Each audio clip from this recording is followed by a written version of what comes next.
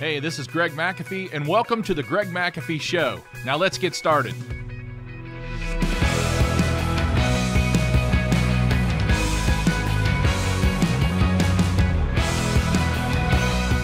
And welcome back to the Greg McAfee Show, where we discuss steps to successful entrepreneurship, how to take your business to new heights, and ultimately follow your dreams. And today we're going to be discussing What Must I Give Up to Go Up, Part 2. Part 2. There was so many, we could probably do 3 or 4 parts, but Part 2 will be good, and we'll go from there. So let's get started. We talked last week, nobody likes to give up. Let's face it. When we cut things from our lives or our business, it feels like we're losing. And when I said no more boilers, no more oil heat, no more new construction, and even when I said I'm no longer going to be on call, now this goes back 30, probably 27, 28 years ago. And I said I'm no longer going to be on call, and the two guys that were running service with me at the time, and one of them is still here with me. But they both looked at each other like, what are we going to do? And so we worked things out. It worked out fine. We hired more people. And, eventually the on-call rotation got much better and much better. So, but giving up doesn't mean that we lack perseverance. Nobody wants to be considered a loser or a quitter. Just sometimes you must take cuts to realize the broader vision. And that's what we're going to talk about today. So everything we're going to discuss has to do with strategic quitting, like we talked about last week. It's understanding opportunities cost something. And the concept of strategic quitting, in order to pursue one option, we must forego certain others. It's like choosing to read Think and Grow Rich, which is a great book, instead of playing games and watching Netflix for 4 to 8 hours or whatever. You decide which one you want to do. Okay, so last week I listed 8 things we needed to let go of to go up, which basically means 8 things we need to let go of to be more successful. This week I've got 8 more. Are you ready? Okay, here we go. The first one is putting someone up on a pedestal and then chasing after them. If you're somebody who does that, let it go. It's not helping you, okay? We're all created different. God created all of us different. We have different fingerprints. We have, not only do we have different eyes, that's why they have those eye scanners, because if it's your eye, no one else can get in there through that security measure. Just like fingerprints, thumbprints. We not only have different eyes, we have different color eyes. There is no color eye the same. Did you know that? There is no color eye the same. They're all different. No 2 people in the world have the same color eyes. Eye color ranges from light blue to dark brown and every shade in between. Some people have flecks or stripes or various colors or a darker ring of pigment around the iris, and every eyeball is different. I mean, we are uniquely made, okay? I'll get into more of that here in a little bit. But our DNA is different. No hair color is identical. Now, I no longer have to worry about hair color. But there's no hair color identical. Every hair color is different. Everyone has different attitudes. Everyone has a different personality. We just can't be like others. And folks, when we try to be like others, we're going to be very disappointed. We can't be like others. It wears us out trying to be like someone because you'll never reach who they are. You have your own talent. You have your own gifts. Focus on those. We were formed in the womb. some serious stuff here. We were wonderfully formed in the womb. God made us. He created us. He named us in the womb. The Bible says He named us in the womb. And God has given us unique gifts like no one else has. So why would we put someone else on a pedestal and chase after them?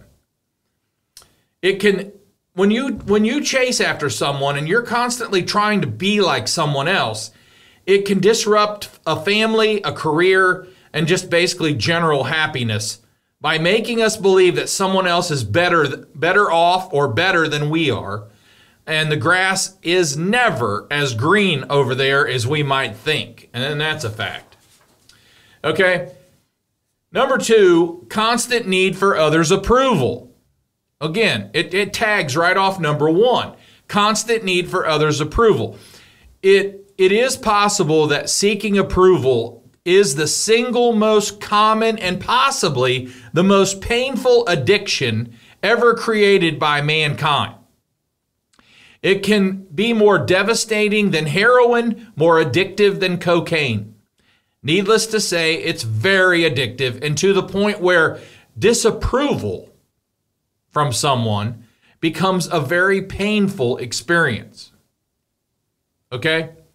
In other words, like in business, in the business world, it would be like growing too slow.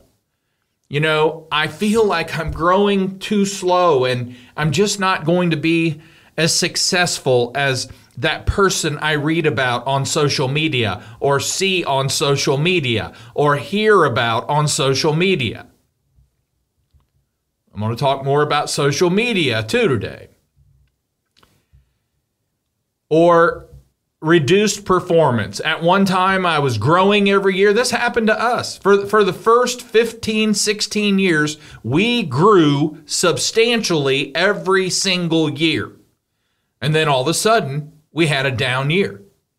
Now, since then, we've had ups and down years, and I just don't let it bother me anymore. Hopefully, the up is higher than the down, and we just keep going. We just keep going. And also, something else that can happen is the confidence level drops. The confidence level drops because of the thinking that you're growing too slow or a reduce in performance, and you're looking at that other company and they're growing leaps and bounds and they're buying 100 trucks at a time. I read that once.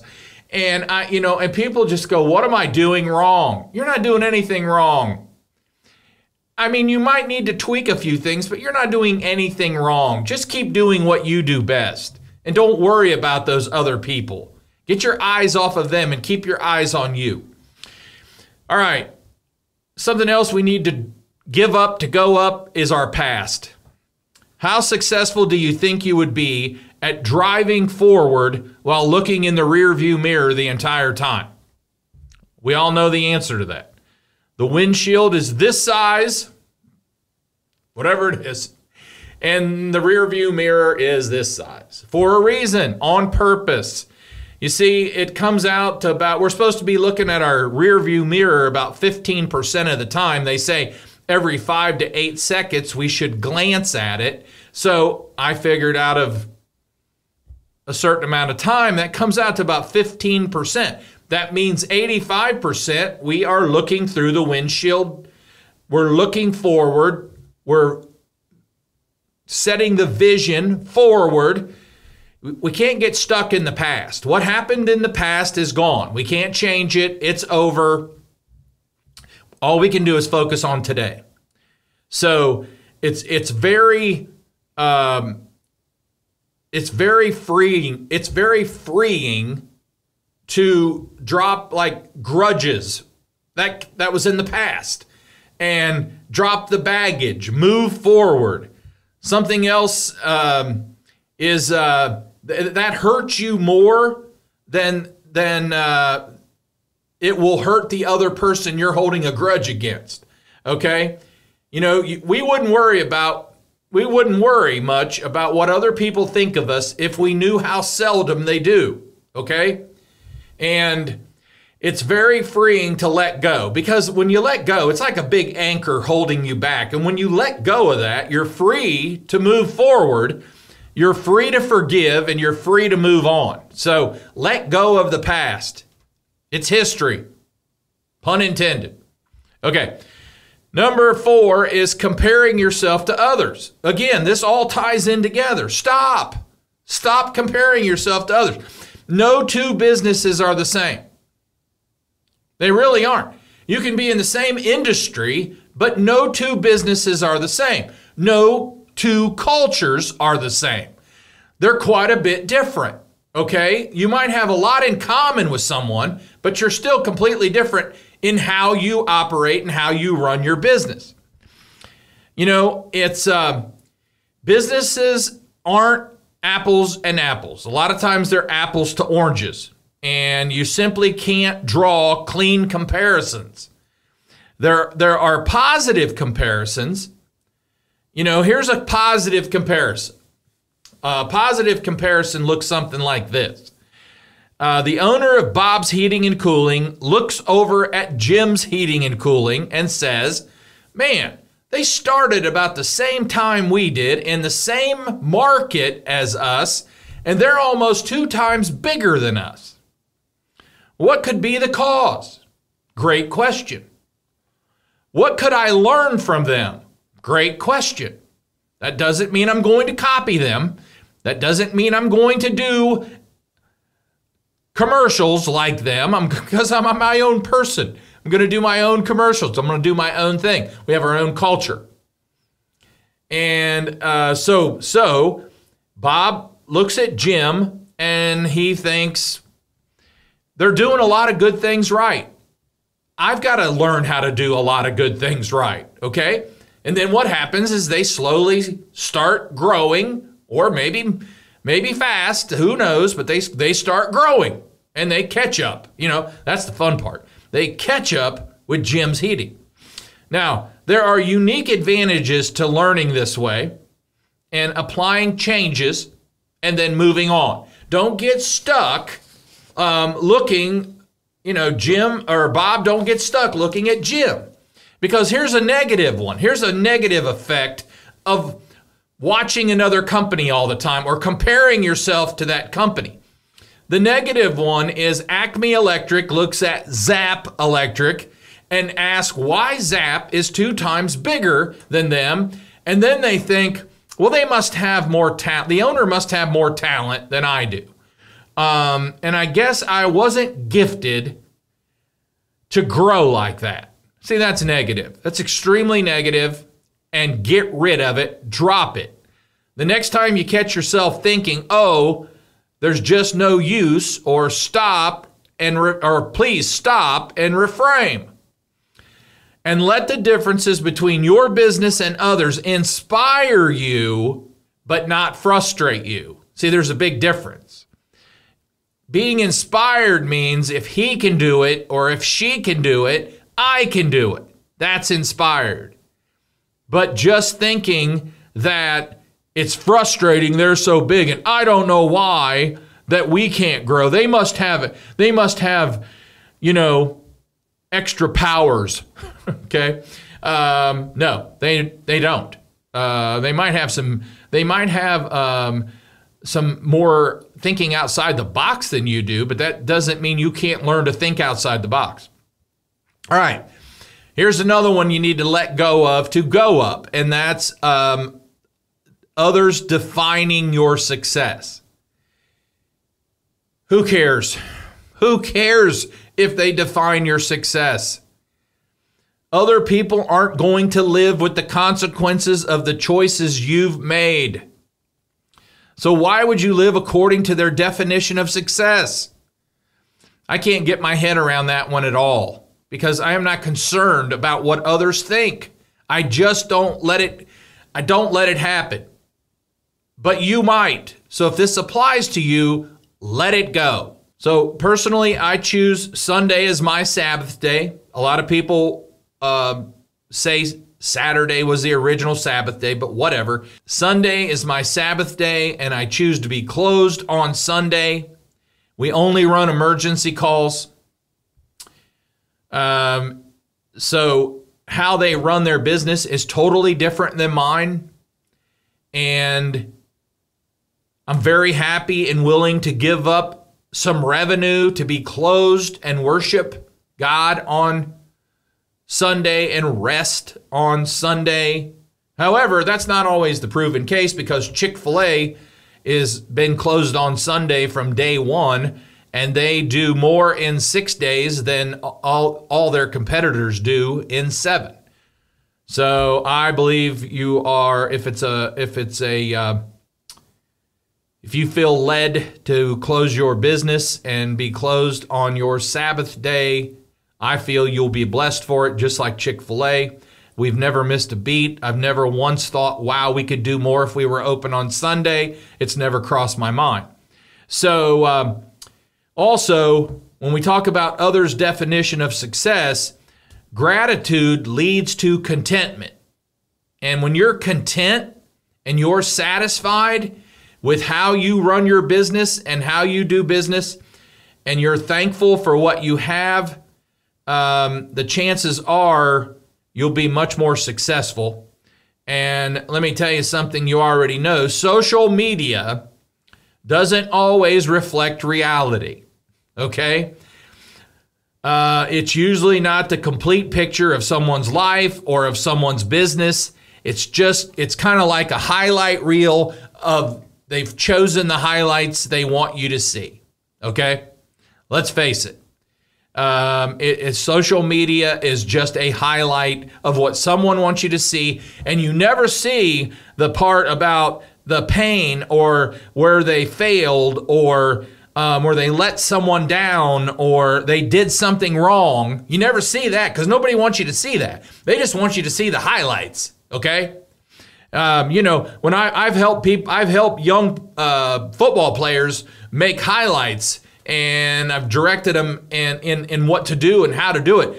And you have to go through a lot of fumbles and a lot of plays and a lot of goof ups and to get to those highlights in a game or in a season, especially in a season. So anyway, don't get stuck in, if you're watching someone else on social media and you think this business owner walks on water, you're wrong, folks. Because nobody walks on water, and Jesus was the only one that walks on water. But if you put them up on some pedestal and you think they're just God's gift to business, you are wrong. You're wrong. They're not. They've been very blessed and to run a business and be successful. But they don't have it all together, folks, and don't think they do. I've never seen one who does. And I just appreciate real people who say, I've messed up a lot, and that's why I got to where I'm at, because I've messed up so much and I've learned more than other people because I mess up so much. I just appreciate that. Okay, also, what do you got to give up? You got to give up negative and toxic people, okay? We learned at a young age, who we hang with, we become. You're the average, I believe this. Some people argue about this, but you're the average of the 5 people you hang with. And the quote attributed most often to a motivational speaker named Jim Rohn, there's always the show me your friends and I'll show you your future statement. That's what Jim Rohn said. This goes for a lot of things. You know, this goes for bad habits. This goes for your weight. This goes, you hang around people overweight, you're more than likely to become overweight. You hang around people who smoke cigarettes, you're more likely to smoke cigarettes. And you hang around people who do drugs, you're more likely to do drugs. And you hang around people who are positive, you're more likely to be positive. And if you're in the trades and you hang around trash-talking people, you'll become a trash talker. And the good news is when you start hanging around high road people, you're more than likely going to take the high road. If you hang around professional business people, more than likely you'll become one of them. If you hang around people who makes time for God and family, you will too. Okay? So be careful who you hang with. Give up negative and toxic people. All right, number 7, we're coming down to the end here, but these are good. You've got to give up excuses. Okay? Here's the clean version. Excuses are like noses, and they all smell. Don't blame someone else for something you should have followed through with and made happen. It's not their fault. It's 100% your fault. Take responsibility and move on. Don't refuse to take responsibility for your mistakes. Is not going to get you anywhere. Learning how to stop making excuses will ensure you are always in control of your life. See, a lot of people say, I just don't feel I'm in control of my life. Well, quit making excuses, and you might feel more in control of your life. And the most common reason people make excuses is because they don't like a particular result in their life. Okay? So fix your life, like yourself. You'll become more content with yourself, and you'll make less excuses. As simple as it sounds, you cannot allow yourself to believe that life is happening to you. God gave us free will, and we are free to make choices. We are in control of a great many part of our life. When we take responsibility for our life, and amazing things will happen. So let me read this again. When we take responsibility for our life, then amazing things will happen. We will start to think of ways to change it. We will drop the excuses.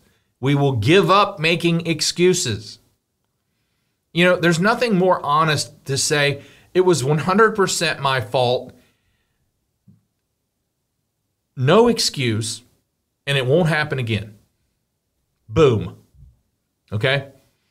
And then lastly, drop or give up looking for an easy way. Nothing comes easy, folks. And Dana White said it best. Success doesn't just drop in your lap. You have to go out and fight for it every day. Financial success is a powerful motivator. It controls the lives of many. It chooses occupation. It dictates how time, energy, and resources are spent. It influences relationship schedules and families. To some, it becomes an all-consuming passion and leaves broken people and causes people to do what they thought they would never do. Unfortunately, many people spend most of their lives chasing financial success because they think they'll reach it without working hard or smart. Drop that thought while you can. It takes effort. It takes time. It takes a lot of hard work. Nothing comes easy. We've talked about this before, but nothing comes easy. When people begin to realize that, then they'll just continue to work hard, and they'll grow, and they'll take care of people and all those things that go with growing. But many factors go into true success, which is number one, hard work, determination, focusing on your goals, assistance from and calibration from others, learning from your mistakes. The easy way is often preceded by years later. Someone can make it look very easy to be successful. You know, I'm a 32-year overnight success. And it's preceded by 32 years of success. Or 32 years to get to success is preceded by failures, setbacks, and straightforward hard work. Me and everyone else that is truly successful, and everybody has a different definition of success, has experienced many failures, setback, and they've just worked hard.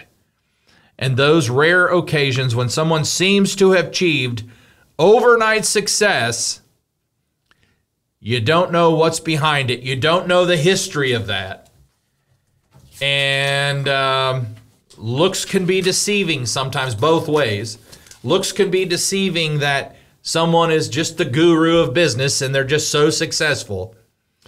You're only seeing the highlight, folks. And sometimes if you get down to it and dig a little deeper, you might not want to be like them at all. I don't know what, a lot of times you don't know what they did to get where they got. Okay. And it's also deceiving that someone may look like an overnight success, but what went in to get there, most people cannot do. They are not willing to do it. It's not that they can't do it. It's they're not willing to put in the time because they're looking for the easy way. They're looking for the easy way. I mean, I'll just start a business and I'll just hire people to do it all. And then I'll only work 20 hours a week. And I know a couple people like that, and they're not too happy and they're not too successful, but they don't get it. They just don't get it. They own a business, they have other people work for them, and 90% of the time they're at home, and it's not a home business. Okay, so I hoped What Must You Give Up to Go Up has helped you, because we've listed 16 different things that we must give up to go up, and the majority of them have applied to me. What I have made important to give up in order to go up. And when you're going up, it's going up a ladder or it's going up a stair step. So in other words, it's not this up, down, up, down. Stairs go up. Of course, they also go down, but stairs and ladders going up that. It's not this bouncy thing. It's not being inconsistent. Definitely give up inconsistency to be successful. That's for sure. So before we wrap up, if you're watching on YouTube, don't forget to like and subscribe below. You can also support this podcast by rating and reviewing on iTunes or your preferred listening platform. Keep listening, because next week we're going to continue to talk about business stuff that's going to help you grow your business and, of course, help you sleep better at night. Don't forget to follow us on Instagram and Facebook at The Greg McAfee Show. No spaces, no underscores, and be sure to tune in next week. And thanks for listening, and as always, carry on and have a great day.